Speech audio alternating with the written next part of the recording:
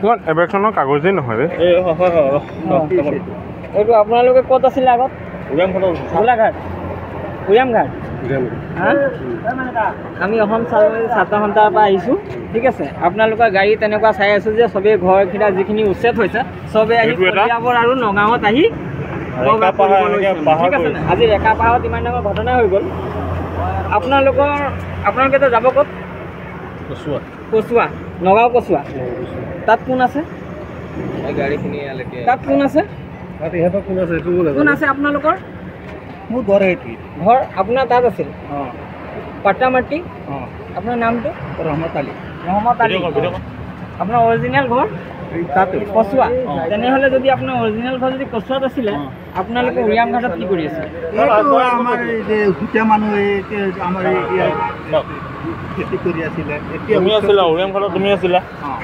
তুমি আছিলা? সিয়ে আছিলে। কোন সি মানে? এইটো কোন? কোন হয় আপোনাৰ? কোন হয়?